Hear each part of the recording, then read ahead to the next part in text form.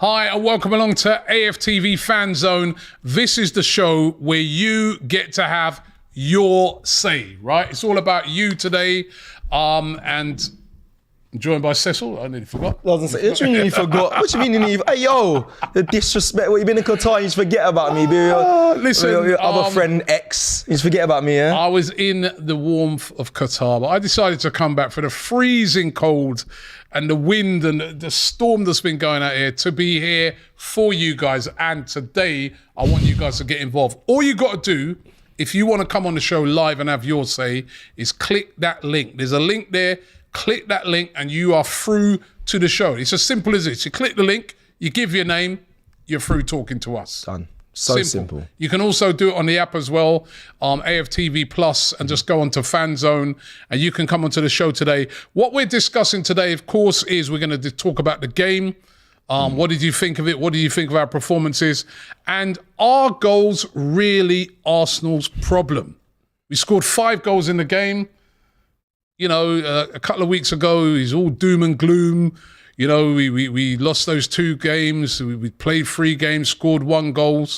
But we came back from that trip to Dubai and bang, bang, bang, bang, bang. Goals. On fire. Or was that just a one-off? What do you think? Well, is it still a problem? Or it's still an issue. It's still an issue. I still think, you know, we need a striker. I feel like the one big thing I want to say is I don't think we have any natural finishers or goal scorers in our team. I generally believe that. I think they are rare to come by. The Martinelli finishes were lovely goals. What you class as natural finishes? Well, they were those specific goals, but actually a natural finisher, a clinical striker, someone who's like I don't want to say a fox in a box, but I watch strikers a lot. We haven't got a natural finisher, in my opinion. Those goals were well taken, but I don't see enough of that. We may have seen it a bit, maybe last season when Martinelli was a bit on form, but we haven't seen, in my opinion, a natural finisher. A natural finisher like a Jota for Liverpool. He is, I think, both feet comfortable, scores different types of goals, a very good finisher. Even with his head, he can score goals. I don't think we have that yet, but goals, is it really a problem? After what we saw, I think loads of people have said on the discourse of Arsenal, you can watch Forever Arsenal, I'm sure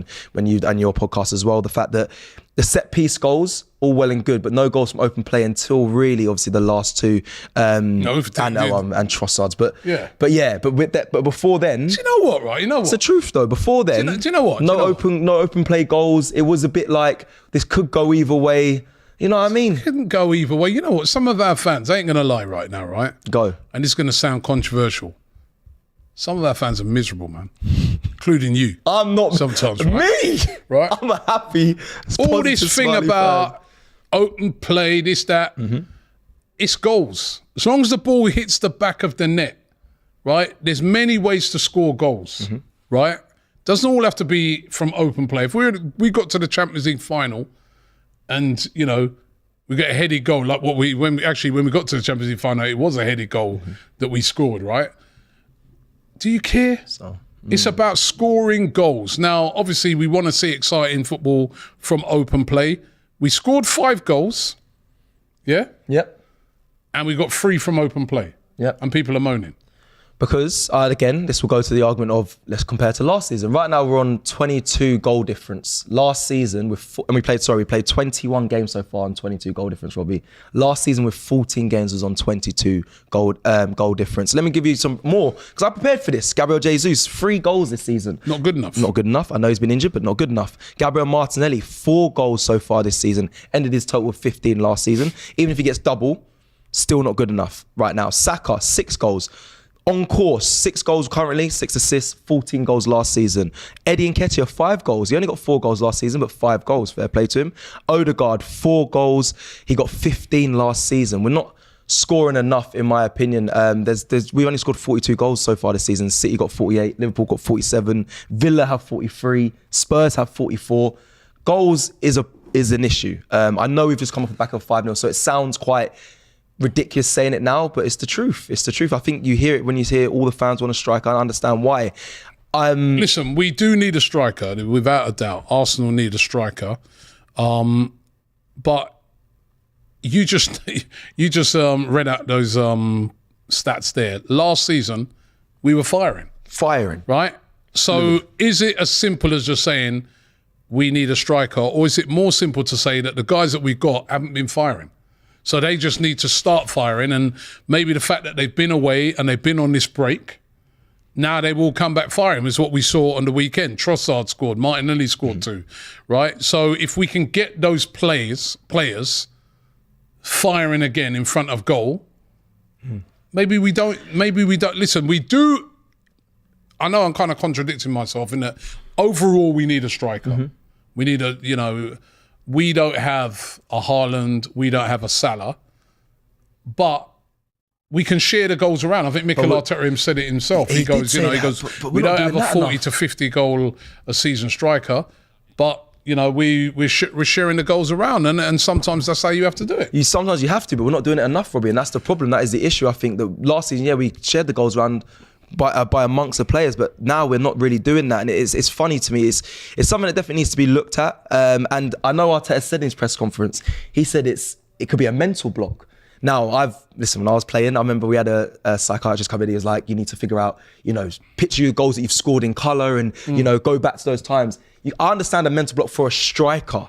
I can't agree with a team having a mental block for the whole of the attacking, whether it's front three, you can include the midfielders as well. For me, that doesn't stand. So yeah, do you know what? It's a conversation, it's a debate. That's why we want to hear from you guys. It's important that we have it. I think it's a good talking topic. And the feeling and the conversation and the question, I think, is really strong when you say, do you believe off the back of the 5-0 that we just beat Palace, we'll see the same amount or roughly the same amount of goals come Nottingham Forest? Because let's be real. No, that's fair. Nottingham Forest in the same sort of position as Crystal Palace. No, it's not fair. Yes, it is fair. Nottingham Forest are below Palace, by the way. Yeah, Nottingham Forest beat Manchester United at home. Nottingham Forest. But Palace drew it. You can't do that. Hold on. Nottingham Forest beat Manchester United at home. Nottingham Forest went away and beat Newcastle, something we couldn't do. Nottingham Forest are a decent side. We didn't win there last season, right? Even when we was on fire. I know. That's going to be a tough game. It doesn't mean because we scored 5 goals that every game we're going to go and put 5 past them. Not even City don't even do that. But my argument is this. What kind of annoys me sometimes is I hear people say, open play, right? But if Man City would have done that on the weekend, people would be like, see? City, ruthless. They don't stop, at 3-0. They keep going and they'll put 5, 6 past you, which is exactly what we did. So let's just praise that. Forget the open play thing. Forget that. Praise that, and that hopefully gives confidence to players like Martinelli. Then he can now kick on from that now and start getting that confidence back and start getting good in front of goal. Because last season, him, Saka, Odegaard, these guys were firing. Even Jesus up until when he got injured. If they can fire again from now till the end of the season, we'll get the goals. But do you believe they score as many goals? They got the goals last year. Yeah, but against... you just seen a 5-0 performance. Listen, and don't forget, we beat Forest 5-0 as well this season. Yes. We beat them 5-0 at home, but I think away from home, if you go to Nottingham Forest expecting we're going to score 5, I'm not. I'm just going there hoping that we can win the game. I'll take a 1-0.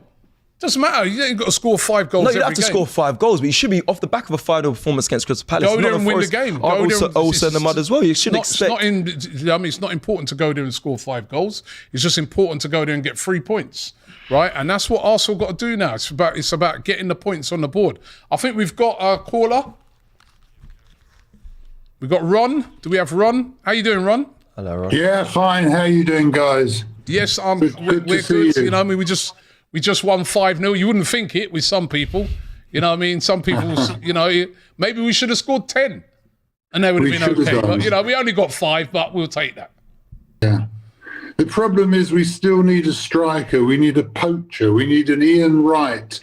We need someone like Thierry Henry who's got the ball and the ball ends up in the net. However you do it, it's always in the net. It's really someone like Ian Wright more important, someone that always gets the goal. And if you take away the defence and you say, right, go at that goal, no defence at all, how many goals are they going to get? 20, 30, 40? So you start building up the defence. Crystal Palace came at us. They attacked us. They left themselves open at the back. They didn't. Perfect for us. No, hold on. No, they didn't. Crystal Palace had 5 men at the back. But they still tried to attack. They tried to attack. Well, what about the goal that Raya found? That was one of the few That was one of the few occasions in the game where they did try and attack. You spoke to their fans after. That's when we take advantage. Yeah, you spoke to their fans after the game, and their fans were very annoyed with the fact that they didn't try to have a go and that they just literally parked the bus. Well, as they got on the ball and caused them a few problems. Yeah, it caused a few problems, but all he had was long-range shots. They didn't really do They left it more. It was more open than, for example, against Fulham. Fulham really parked the bus. You have a smaller ground to start with, so it's more difficult to get through. There's nothing we could do then. There was not much difference between how we played against West Ham, and how Palace were. They set up in exactly the same way. They put everybody behind the ball, but the difference is that we took full advantage of the chances we had. We had way less chances, as a matter of fact, in the game against Palace than we did in the West Ham game. Yeah, but the difference was, and maybe this is a thing that the players are feeling a bit more refreshed, they took their chances. We had a different way of playing. We attacked those corners with a plan. We knew what we were doing on those corners. We knew exactly how Gabriel had been primed to do exactly what he did. He didn't just walk in there and say, right, I'm going to go in there. He knew exactly, there was a plan, exactly how Trossard would pull the player away. Exactly. And leave it open for him to go in the other direction. That was a total plan. 100%. And Mikel Arteta said after the game that, it's going to be, we haven't got a 40 to 50 goal a season striker. Right, we're going to have to share the goals around, and one of the ways of scoring goals is through set pieces, right? They obviously worked on set pieces, just like you said, and when they was away in Dubai and that, you saw some different routines, even Declan Rice taking the corner that led to the first goal. It's not something that we've seen so far, and we scored the goals, and that's what it's all about. It's about scoring goals. Doesn't always have to be your striker that scores the goals. We just got to find ways to score as many goals as we can. And I was very heartened by the fact that we scored 5 goals in that game. And you are right. We could do with a Ian Wright. We could do with a Thierry Henry, a Bergkamp. We could do with that player right now, but we don't have that player. And we're not going to be able to get that player in January.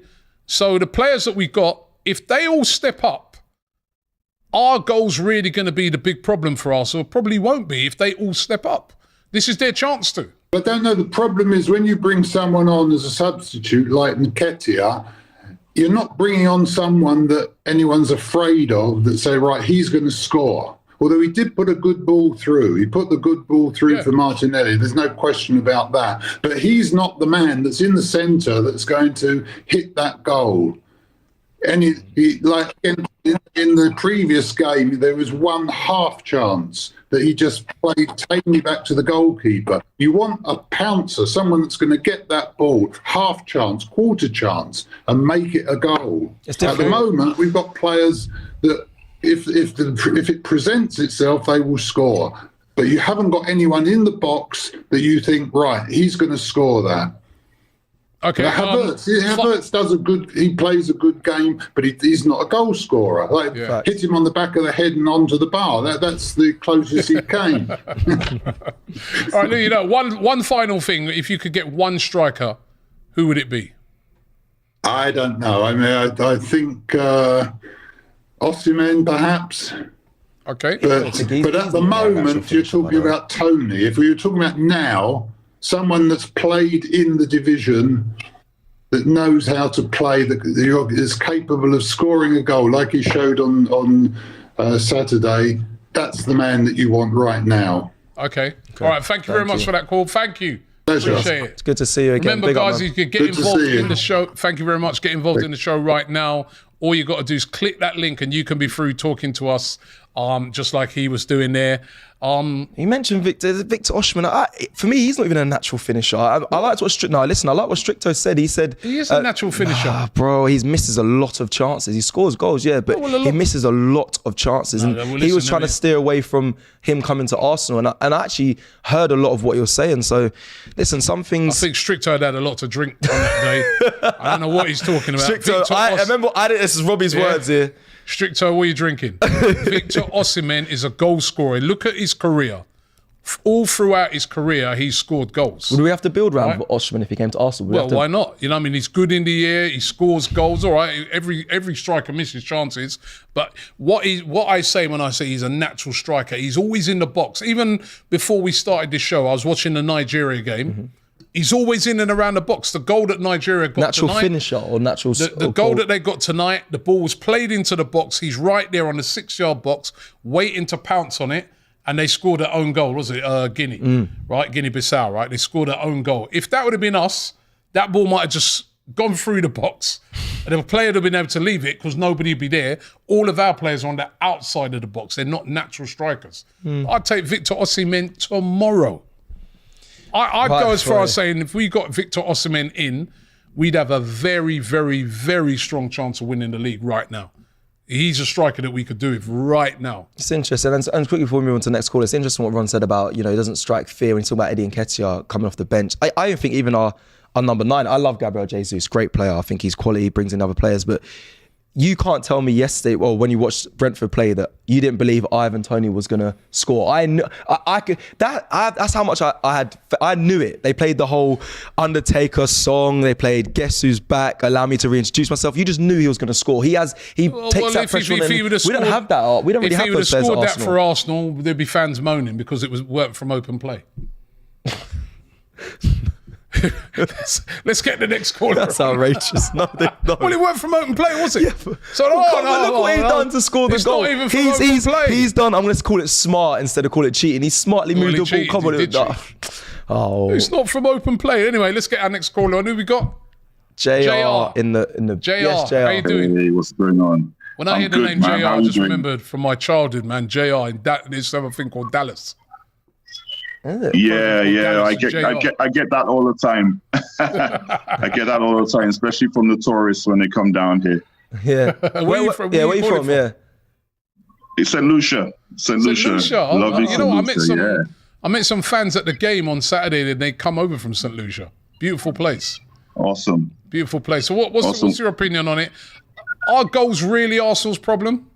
Or do you think that, after the weekend, that we're on the right track now and we're going to resolve that issue?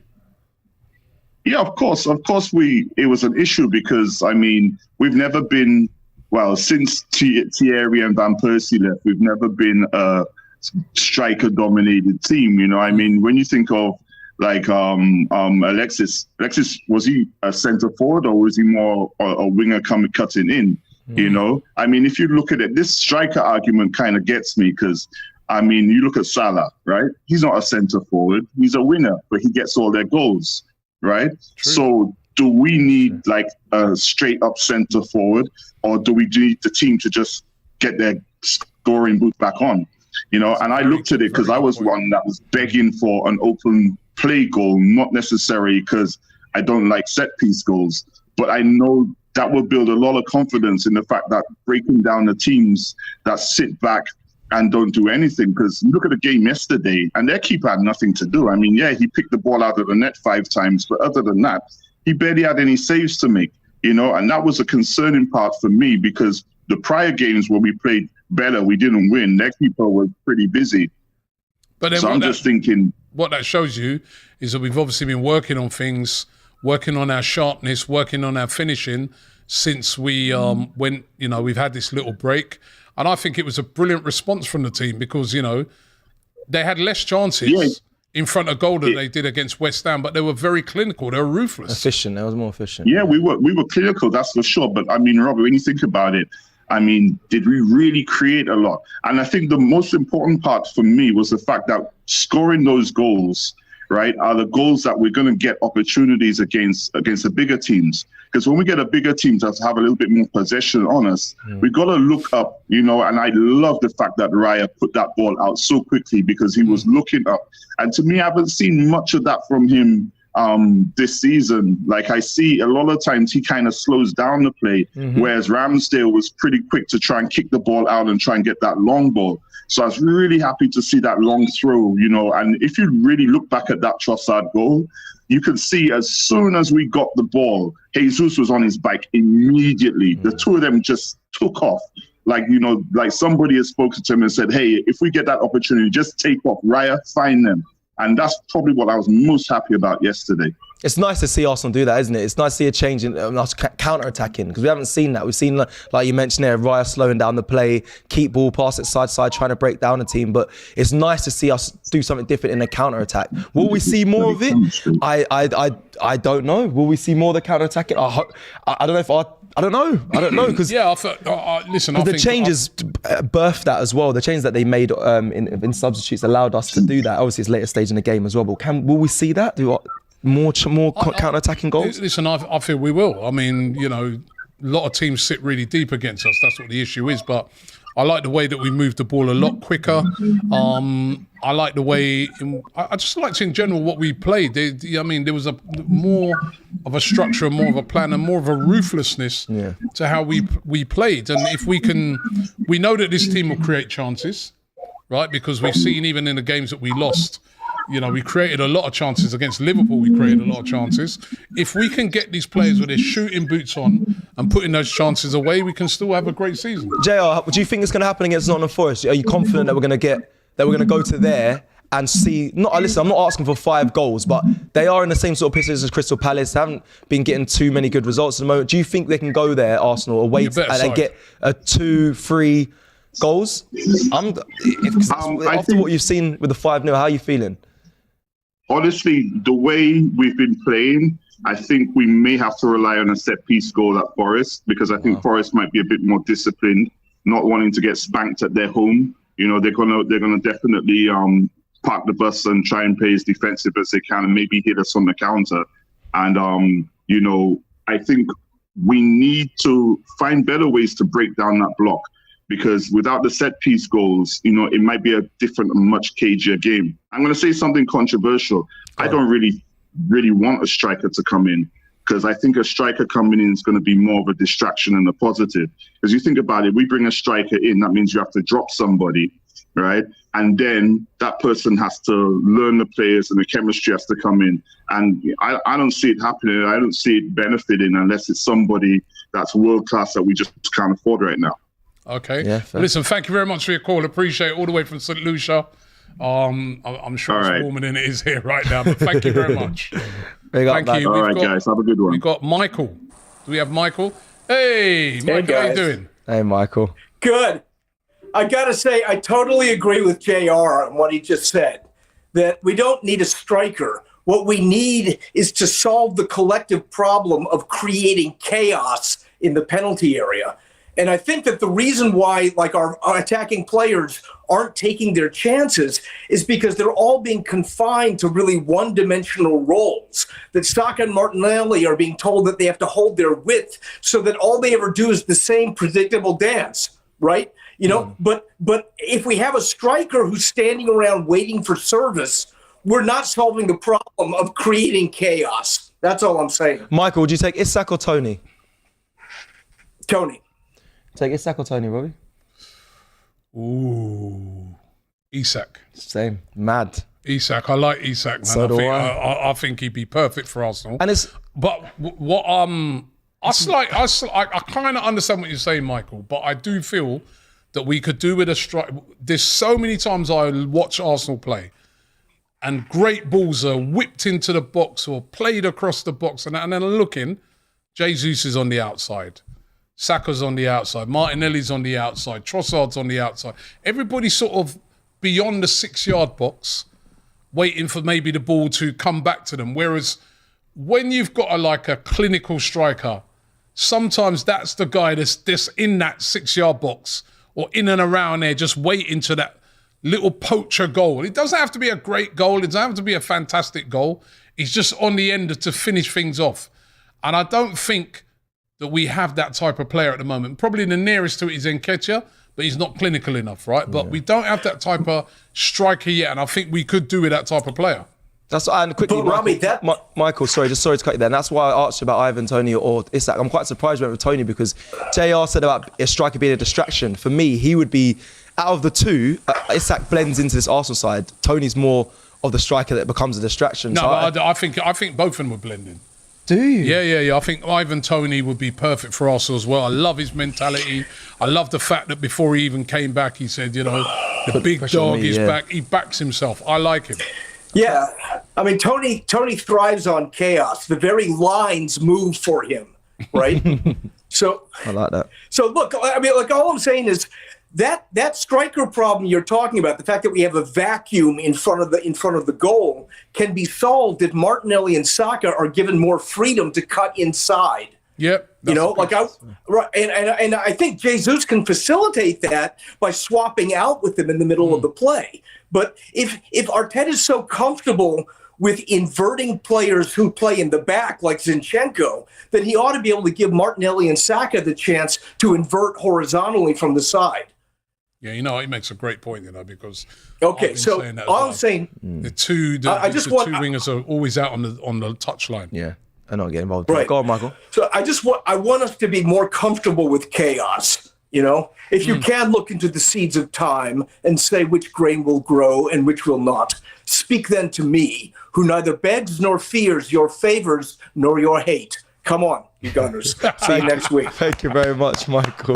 Michael, thank you very much, man. It's mad because he says genius, he says about chaos and Mikel Arteta for me just don't go in the same sentence. I think everything is so pedantic, so I don't know what this expression is, but very just. Well, he's very organized. He's very planned. Everything's 100%. It feels like everything's been put into practice, and they know what the outcome's going to be if they try Pep's this. like that as well. Yeah, that's a good point. Same way Pep plays, isn't it? Pep plays. I mean, listen, Pep is Pep, but to be honest, there's a lot of teams now that are playing in that manner, where it's all sort of patterns of play. They have a way that they want to. It's almost like they have it in numbers how they want to build up. But it's funny because when you gave that example about if Man City did it, no one would be saying anything. They'd be saying, they're being ruthless to get the job done. I feel like that's because Pep is like that, and that's the way he is. We kind of expect that. But if Liverpool scored and won 5-0 and they scored the way they scored, I still think people will be thinking, yeah, we won. It's a great result. But I think they'd have the same things that we're kind of saying, like, if Darwin Núñez, say if he didn't score one of the goals out of the 5, they'll be questioning, like, we still need to look at the attack. Well, I have no problem with set piece goals. Oh, yeah. Goals are goals, man. You know what I mean? And a team that had only scored 1 in the last 3 games. Yeah, listen, we all love to see beautiful open play goals. Mm-hmm. But at the end of the day, if we go to Nottingham Forest and we beat them 1-0 with a set piece, I'm good with that. As a matter of fact, well done to Arsenal because they're exploiting the set pieces that they're getting. We're leading the charts for goals scored from set pieces in the Premier League, and that's a great thing.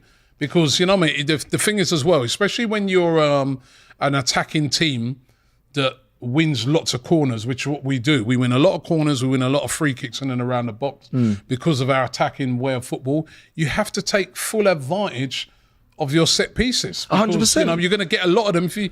If you're always on the attack, you're going to get lots of corners. What's the point in not being good on them corners? So you expect that to follow on till when we played Nottingham Forest. I'm quite surprised. That's the thing that's holding me right now, Robbie, that you don't, expect. No, of course I expect it to follow on, but I'm not going there. A 2-3-0. Not expecting 5 goals. No, not 5. Okay, Nottingham Forest. 5 is an anomaly. We haven't won at Nottingham Forest the last couple of times we've been there. It's going to be a really tough game. They will put every single person behind the ball, right? That's what they did last year, right? And although we had all the possession and everything, we couldn't break them down. They sat very, very deep. And Michael said it, in games like that, which is what Crystal Palace were doing at the start of the game, which is sit really, really deep and frustrate. In games like that, sometimes the best way to break those teams down is by set pieces because you're going to win a lot of corners. 100%. Because they're going to be, last-ditch stuff. They're going to win a lot of corners. And then when you get those corners now, you've got to put them away. And then what happens is, what happened on Saturday is you get 2 goals up. All of a sudden, that team's got to come out a bit. Yeah. They can't just sit there for the rest of the game because they're just going to be sitting ducks. Because they're going to have to come out a bit. They have to try and attack a bit. Then you can catch them on the counter-attack.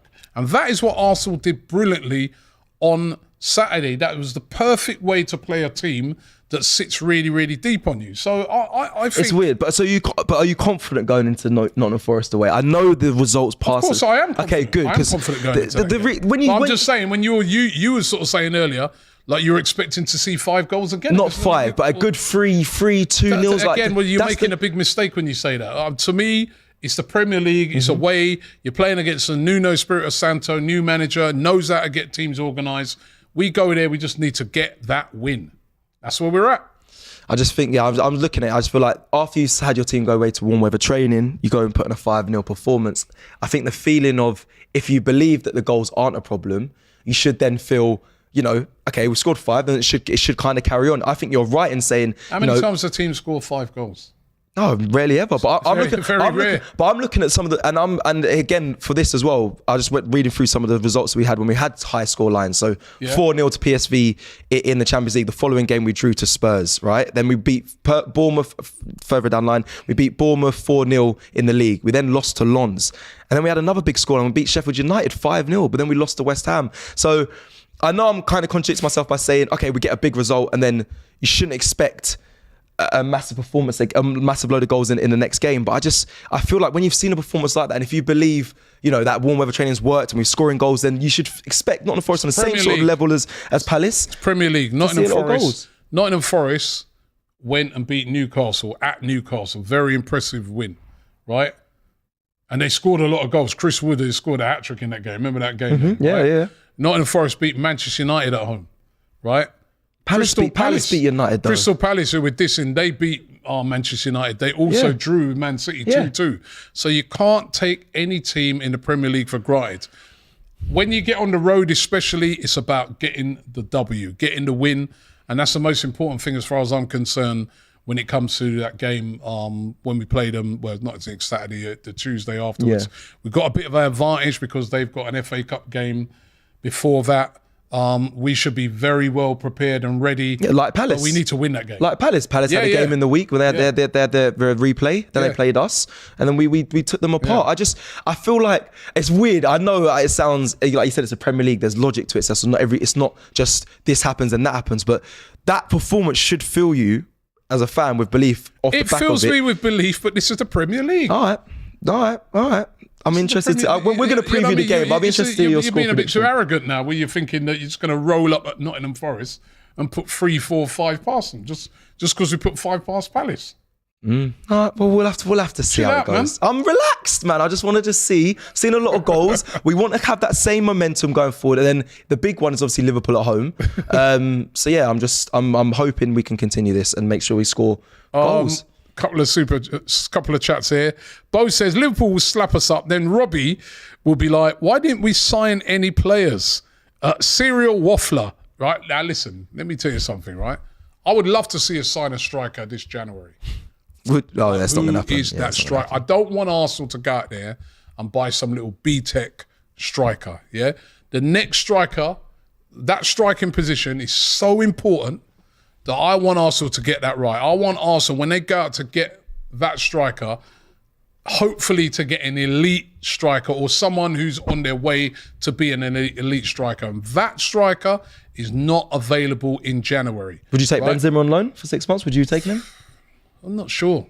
You're the one. You're one of the reasons why I said I don't know if I'm sure, because you said your guy who has watched him put on a bit of weight. Them things put me off. And same. I mean, listen. Listen, if Benzema was available on loan till the end of the season, of course I'd take him. But it's not something I'm pushing on because I'm not sure. But certainly he's a natural striker. Yeah. So, if you've got the Benzema that was at Real Madrid, why not? Why not, for sure? Everyone will take I think we got a caller. Yeah, we've got 3 more callers. We've got 3 more callers. Sorry, let's get him on. Callum. How you doing, Callum? Hey, Callum. Good, mate. How are you? How you guys doing? Good. What do you make of what we've been talking about? Listen, man, I'm thinking about Arsenal every day of my life. I'm thinking about how we can improve. I'm going out on walks around my neighborhood, trying to think about how we can get better. Welcome. It's a stressful life. You know what I mean? My thing is, so bit of background. I was a professional tennis player. So I come at this from a bit more of an athlete thing. And my main thing for Arsenal, I think, is competition for some of our players. Right. I think that Saka needs someone that in training is good enough that if he's not playing well, we can replace him. And also in training, Saka can look at that man and go, wow, bloody hell, that guy's playing well today. I better get my stuff together. Otherwise, there's competition. And I think that's going to boost him. I think that Martinelli is better than Reece Nelson. I don't think he looks at Reece Nelson as actual competition. And I don't think that Jesus looks at Nketiah like he is also competition. What about Leandro Trossard for Martinelli? Does he not see him as competition? Because I don't think he sees him as competition. I feel like Martinelli. At the moment, huh? Yeah, the Brazilians, I don't know, they're very confident, and I think that if we get someone in there, look, Man City, right? You have Doku that is competing with Jack Grealish. I mean, that is unbelievable, right? You have some of these other teams, mainly Liverpool, Man City, and Real Madrid. They have competition for their players. So their players are not 100% guaranteed a spot necessarily. Some of them are. And I think that that's going to push these players to get better. Saka, Jesus, Martinelli. I mean, I also want to talk a lot about my favorite player in the last couple of years, which was Granit Xhaka. The maturity I feel like he brought the maturity to the team where when we were in tight moments, he would kind of bring everyone together and huddle everyone up. And I love Declan Rice, but he's 25 years old, you know, like Rodri is 27, Declan Rice is 25, Xhaka's 31.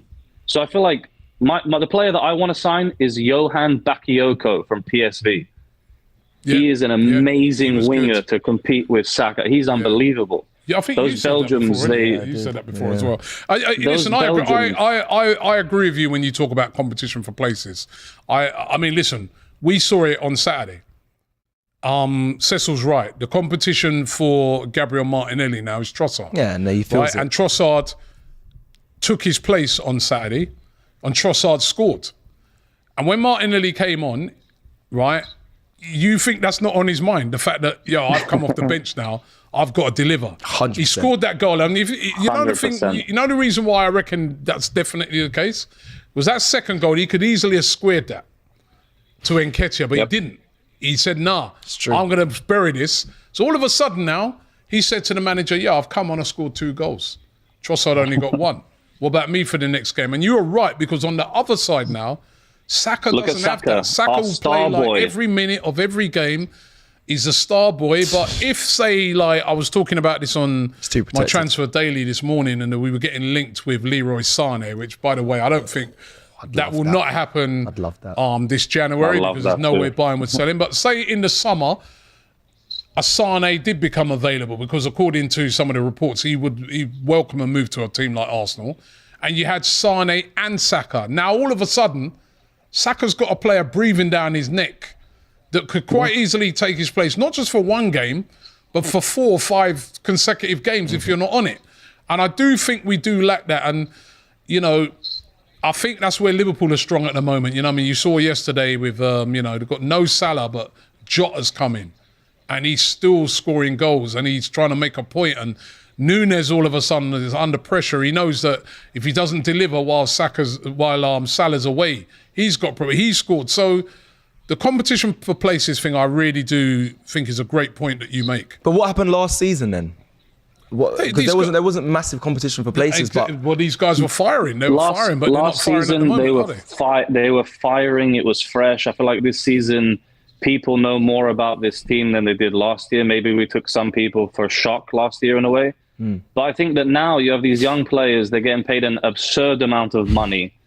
They need competition, and at training, it's just going to build this kind of, I have to be on point this weekend. I have to play well.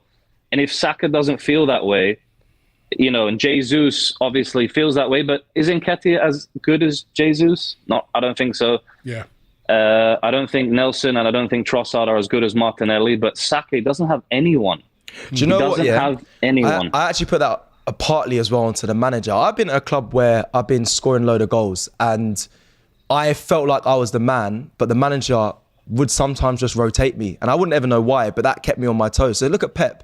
Pep at City, he's got a abundance of players. Look at Cole Palmer. He wanted to go out on loan. He said, no, you either you stay or you go. And he's a quality player. Sometimes it's not even just about competition. It's just about how the manager keeps you on your toes and makes you want to still be at a top level. It's not always about competition, in my opinion. I agree with some 100%. Of the points, because you do need to have competition sometimes. But I also say the manager can instill that mindset to say, I need to be on top of everything, because I may not even start. I've seen Pep do it many times with some of his top players. So again, it's not just competition, it's also managers as well. Okay, listen, we're going to have to... We're going to have to move it on because we've got some more other callers, but All right, mate. that's a brilliant call. Thank you very much Thank for you, that. brother. Make sure you come back. Take bro. care, Yeah, mate. definitely. 100%, guys. Yeah, Bless. some great points there. Let's get on to our other caller that we've got waiting.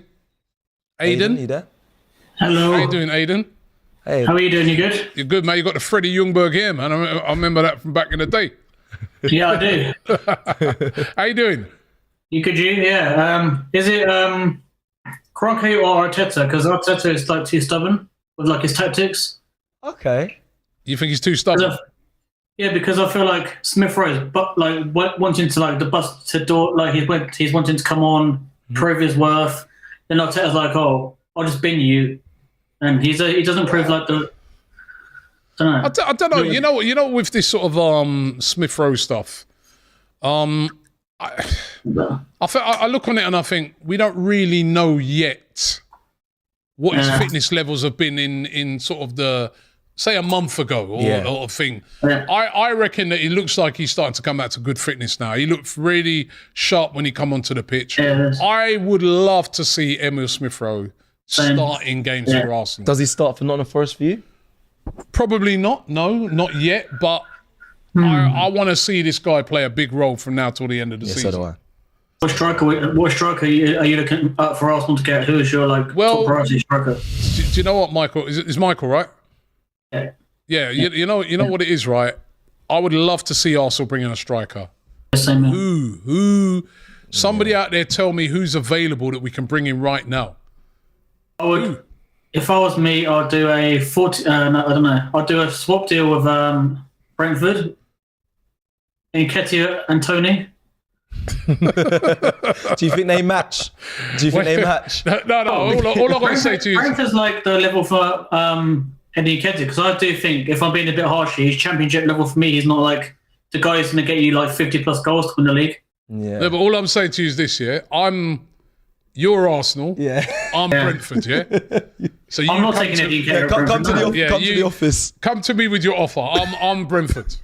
I'm not going to take it as Brentford. No. No. You're Arsenal. Go on, offer it. Yeah. And I'm Brentford, yeah? Yeah. I'm the chairman of Brentford. You're the chairman of Arsenal. You've come to me with that offer. Yeah. Yeah. What do you think I'm going to say? No. So it's not realistic, is it? I'm not only am I going to say no, I'll probably say something a bit harsher. Yeah, I was going to say that's polite. Yeah. I'm going to keep it clean. But I'm going to say something harsher than that. I'm going to say, are you crazy? Why would I give you someone who's way better, Yeah. right, for Eddie Nketiah? It's not going to happen. So we got to be realistic with what's available this January transfer window. And that's why I'm saying that we need to get the guys. I heard Arteta say it, and he's right. If we can't go out there and get that striker that's going to come in straight away and hit the ground running and deliver those goals, we need to get the guys here firing. We hadn't even sold anyone yet. So we got to have outgoings as well before we start even looking at income. And on Cecil's point, like I agree with Robbie. We're not going to go to like teams and batter them every 5-0 every weekend. That's not the Premier League. How it is. No way. Okay, I didn't say Like Forest are going to come out firing. They're like fighting for something. I don't know. Where are they in the league? Forest. They're below Palace. I think they're at 14th. They might be 15th. Okay, then, my friend. Are you confident against Nottingham Forest? You think Arsenal comfortably beat them or not? Then what do you think it's going to go? I'm thinking of like a 2-1 win or a 1-0. Wow. Okay. Because Forest are going to come out firing. They're a decent side. Nuno's fired them up a little bit. They're still in the FA Cup. Very true. Yeah, Palace are They beat 15th. up- yeah. Palace are 15th. Nottingham Forest are 16th. So they're just above relegation. Yeah. And remember, And it's never an easy ground for us to go to. They've always been like a bogey team for Arsenal. They're never going to be easy. Yeah, great point. Just to say, nice to meet you, Robbie, at the Emirates Cup, by the way. I saw you, I met you, and, seemed like nice. a genuine person. Oh, thank you very much, man. He's a real person. Seemed like a genuine guy, He's a real People guy. think you're not what you are, so big up yourself with your content. With like, Big up to you. Thanks for coming on, What, man. am I Really not appreciate genuine? it. Wait, am I not genuine then? You're No. fake, isn't he? yeah, you are. I loved your videos, by the way.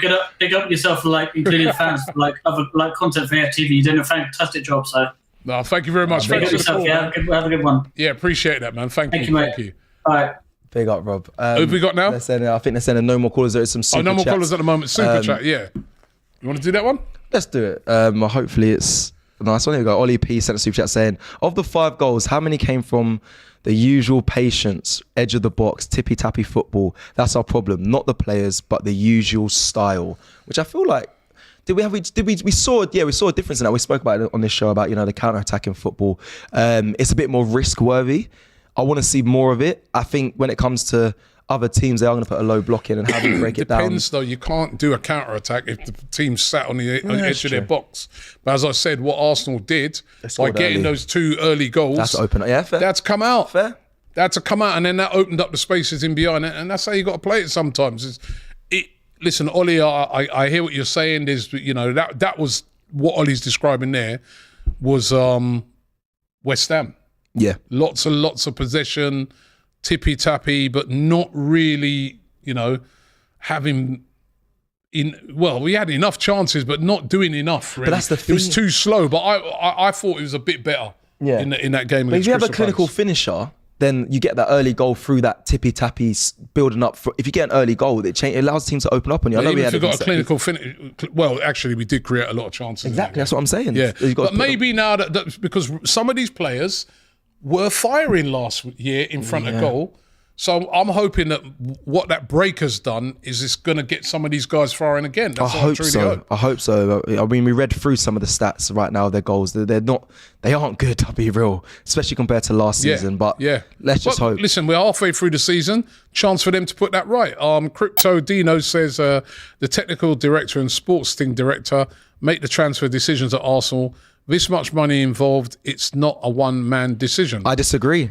I speak with Ed. I spoke with Edu, and the first thing he always says it's not a me, it's a we. He says the whole. Yeah, that's what this guy's saying. Oh, it's together. Yeah, it's together. Yeah, it's a together decision. Yeah, it's that's true. And I'm just. The other thing, somebody said something to me the other day, and I'd like to see this tried. Why not try playing Martinelli through the middle sometimes as well? I'd love to see him. I think he could do it. I remember Martinelli's quite good in the air as well. Mm-hmm. And I always remember that time when Aubameyang got that suspension for 3 games and he came in and he was playing down the middle. Yeah, he done well. And he played really, really well. And I'd like to see him tried down the middle sometimes. You know what I mean? Because I think he could get goals. I mean, when I ask people who's the best finisher at Arsenal, the best finisher. Everyone normally goes, well, not everyone, but most people do go to Martinelli. I said Trossard. I thought he was a natural finisher, in my opinion, but maybe I might have been wrong with that. He took his goal very well on Saturday. He did. And I've seen him score many goals from both feet. So, I don't know, Martinelli up front, I think it'd be interesting. Right now, no one's really solidified that position. I'd love to see it tried, and he's got that pace as well. So I'd love to see it tried, to be honest. Yeah, it'd be very interesting to see if Mikel Arteta goes with that. By the way, I was just looking at some of the African Cup of Nations scores, right? Nigeria winning 1-0 against Guinea-Bissau, but Equatorial Guinea beating Ivory Coast 3-0. Oh my! That is a shock. They could be going out. Jeez. 3-0. Wow, that's outrageous. Oh my days. Of course, it's been played in Ivory Coast as well. That's a big score, that is. That is. The locals are not going to be too happy about that one, I'll tell you that. Blimey. Have you seen any players at the African Cup of Nations that you think... I mean, Kudus has done well, but we knew about him anyway. Should have been at Arsenal. Shame that West Ham got him. But a good signing. Yeah, it would have been. But there's...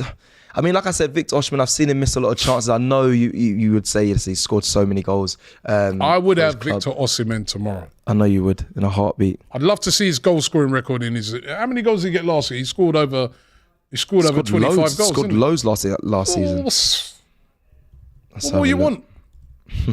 That's what we need. Yeah, but that is at Arsenal, we do lack that. And you guys are making a point, and you're quite right. 26 goals last season. 26 goals in Serie A, which is a very defensive league. 26 goals. That is mad. And he's only on 7 right now.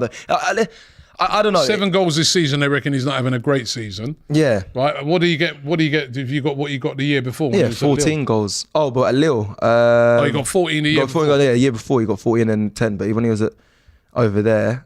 Yeah, okay, 13 goals. Yeah, I mean, I don't know. He misses shots. I don't know. I would like her. I'm always one for Premier League. Who would you want? We'll see. You're not going to get it. I know we're not, but we're not going to get any. Give me someone. Whatever striker I say, give me someone that's doable in the summer. In the summer. Not even about January. Yeah, doable in the summer. Doable in the summer, Lord. I mean.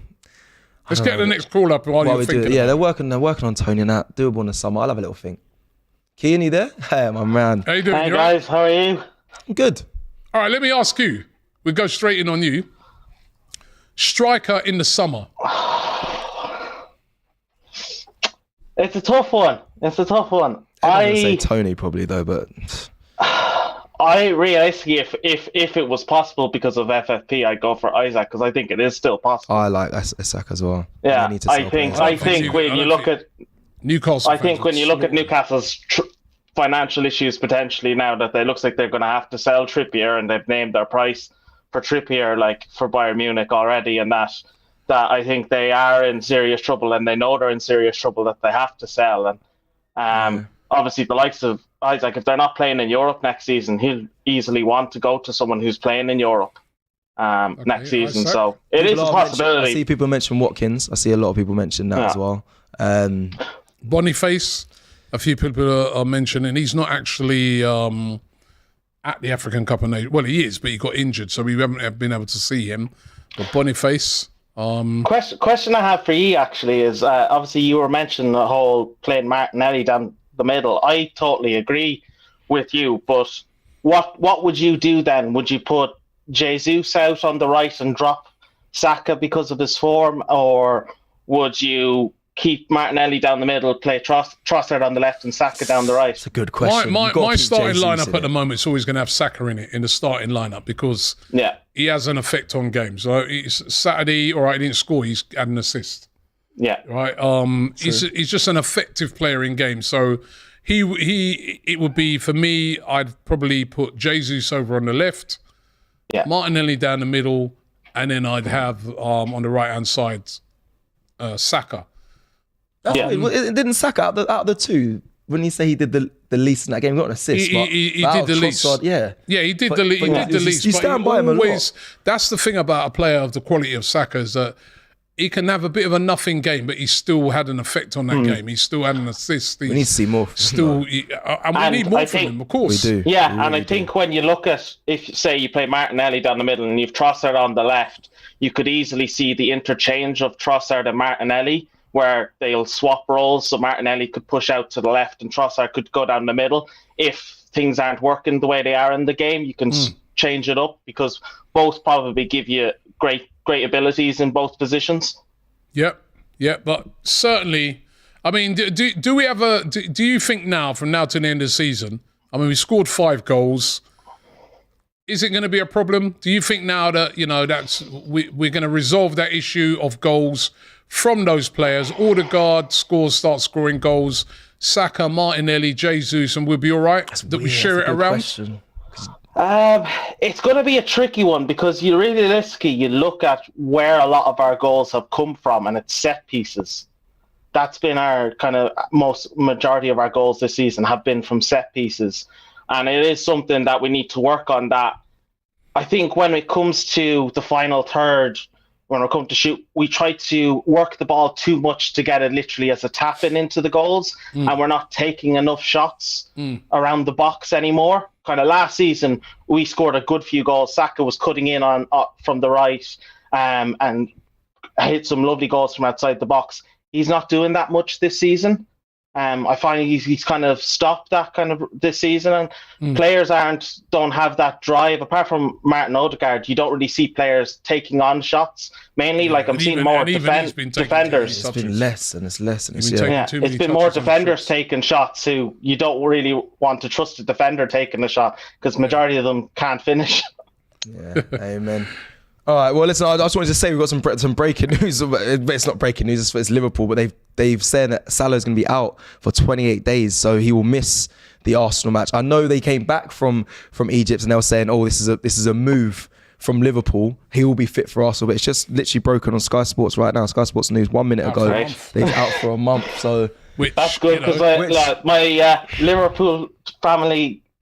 threshold now won't have Salah. He got Liverpool. The only thing is about it, right, is that they didn't have him yesterday, and they look good with Jota, and I think they did, actually, that's one of the things as well, that they hold a bit of an advantage over us. They didn't have him in the cup. They can bring a player like Jota in, but certainly Salah is a big miss for any team, right? So that Yeah, we beat Forest. That game against Liverpool It's massive. It's not just going to be big in your household. It's going to be a huge game Massive everywhere. I'll tell you that. Massive game. Massive game. Well, thanks very much for the call. Appreciate Cheers, it. No. Kian. Good to Thank see you, you. man. Good to see you, lads. Cheers. That's big news, isn't it? That's big news. Rob, that's massive news, bro. Yeah, because I'm looking at that game like I saw you spoke about on DR roundup on the weekend roundup. I was like, if Liverpool win, people kind of will say, well, title hopes for Arsenal's kind of out the window, really. If Arsenal win, it's not saying that we're going to win the league, but it definitely puts us in a position where the fans, I think, will all be back and be buzzing again. Yeah, I mean, back up. listen, if we were to beat Forest and then beat Liverpool, we're then within 2 points of Liverpool. And that's how quick it can turn. We saw how quick it turned for us over that Christmas period. So, we got another caller on. As we bring him on, let me just say a super chat here from B-Dog, who says, Leverkusen position in the league with Xhaka changing their midfield. If we fail this year, does Arteta need to be questioned on letting him go? Well, I don't think so, because it was the contract that Xhaka was after at his age. I think, maybe he'd be questioned on the replacement. I was just about to. I'm glad you said it, not me, because that was where I was Let's going. get our caller in. I believe his name is Zach, so it's going to get Zach back. Try and get Zach back once they fix up the technical issues. I miss playing two up top, says David Ray. Diego Costas here is the guy who calls himself, says, why don't we go for Lukaku? Nah. Right, we got your caller back. Zach, are you there? Hey, yep. You right, Zachy? You okay? Yeah, so I think out of any of the people available in the summer, or I don't think there's much in the January window that we can look at. A lot of teams are scared of the FFP, I think, and that's why a lot of teams are skittish on making a move, because they see what's happening to Everton and obviously City. So it's just, I think it's going to be a quiet January for any team, and Arsenal's going to be one of those. But in the summer, if Newcastle has to sell Kieran Trippier and or Alexander Isak to satisfy FFP, he's somebody who I think would really be able to fit in and gel well with us. I just don't think. He's the one. I just don't think. I've seen the rumours. He's the one. There is no way, in my opinion, we're dealing with Newcastle, who've got Saudi owners. They're not going to sell Isak. I just can't see it. I mean, if they have to, you can be proven wrong. But I just can't see. He's this star player, and I don't think he's their star player. We're not talking about a team here that this is not Nottingham Forest or Everton who've got a bit of financial problems. It's definitely a pie in the sky. It's if the stars align, because if Newcastle isn't in the position to sell their players, they're not going to. So there's no reason for them to sell if they don't need to. Yeah. But if that option was available and they needed to, Isak would be great for us. Okay, what if not? Who else? I mean, Osimhen is a popular choice. I think he's outside of our range a little much. But if we were willing to put the money there, a clinical striker like Osimhen is exactly what we need. By the way, if Newcastle did sell Isak, it'd be around about the same money they'd be looking for. Because remember, they paid 70 million. They're going to be looking for at least 100. You can get him for 100. They're going to be looking for at least 100, 110 for him. So you may as well, it'd be a choice, could be between him and Osimhen. And I think if it came down to the two, I'd rather have Osimhen. I think you can get him for cheaper than you get Osimhen, I believe. I reckon. You think they're going to... 70 million they paid for him. I know, but... And he's come into the Premier League and he's done really, really well. And you think they're going to let him go for anything under at least... I don't think they let him go for anything under about 105, 110 million. I mean, people playing that for defensive midfielders. He's been through injury. He's come back. Yeah, okay, fair enough. But again, there might be injury history there. He's a good player, yes. But Newcastle's got a lot of good players. I don't think he's not the Ivan but he's Toney the main guy. He's their main guy. He's their main guy right now. Callum Wilson, they like Callum Wilson. Callum Wilson's not the main guy. When they're both fit, Isak plays. But when Wilson's in there, I don't see Newcastle fans being like, but when they're both, but if they sold Isak, if the Newcastle board said, right, we're selling Isak, right, but we're keeping Callum Wilson now as our guy, they go mental up there, no chance. Yeah, that would be them punting their season away, which at this point, they're probably not a top 4 team, so they're not going to get Champions League next year. So it's going to be tough for them to try to find which avenues they can get money. So again, I think Isak is a potential sell or a potential buy for us, but it would be my desire if it would happen, but I don't think it's very likely. But if it were, it would be great. All right. Well, listen, thank you very much for your call. We're starting. Yeah, big ups, guys. The end of the show. I love that beard, by the way. That is an outstanding beard. Right, big up yourself. Yeah, I can't grow that. I'm jealous, man. Big up, man. I wish I could. Thank you very much. Yeah, have a good one, guys. What are you saying, Rob? We start a little. Great caller. What are you saying? Start a little GoFundMe, man. Let's get Mbappe in the summer, man. Well, Fuck it, come on, let's go, man. You know what, let's do it. right? We can start. We can raise funds here. AFTV. If only. Come That's on, the man. sort of player that when you all your Mbappe, man. everything's answered when you get a player like that in. Do it. That'd be my absolute dream. Do it. Right? I mean, Edu, if you're listening, go big, man. Forget it. Change up everything, man. or maybe it's about finding the next Mbappe that's out there. But you know what I mean. But can you? He's the star. Like I was just watching back some of the. I watched a documentary of the World Cup. I think he just took the World Cup. I know they lost in the end, but in that final, he just took it by the scruff of the neck and said, "You know what? All right, let me show you lot." And just. But is it sometimes class about either getting the guys that you've got firing, which is what we've got some talented guys up front there, that if we can get them firing from now till the end of the season, and we might have to rely on that because just for the mere fact, we're going to have to. And I'm with everybody here, I would love to see a striker. It's not happening. But who is it? I couldn't Who tell is you. that striker going to be? We know it's just not out there at the moment, right?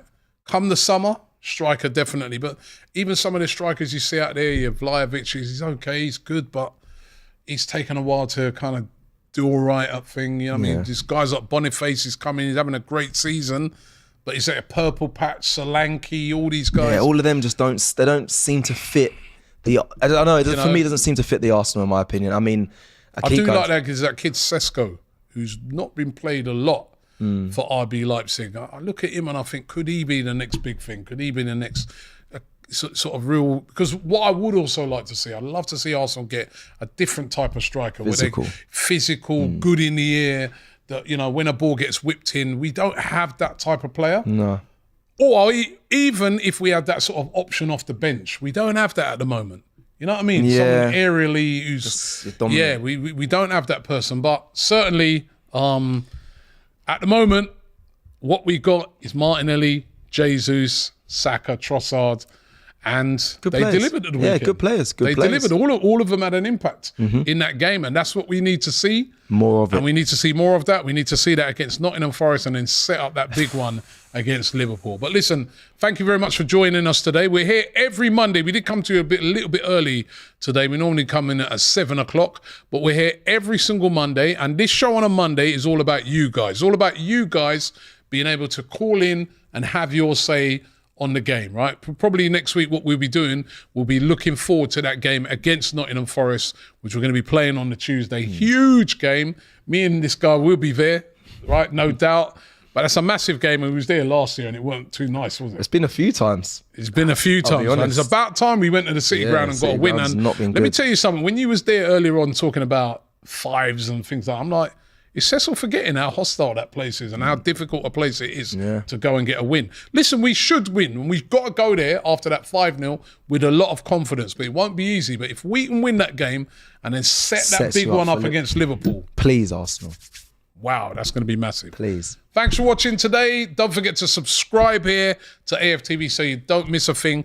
Look out for all of the great content we're going to have in and around that Nottingham Forest game. We're going to be up there doing some previews to it, so make sure you look out for that. So check out all of our content. And out today, we've got the Bias Premier League show. That's out. Forever Arsenal's out. We've got all of the fan cams from the weekend. If you haven't caught up with those, go and check that out as well. Anything to do with Arsenal, it's right here. Thanks for watching and see you tomorrow.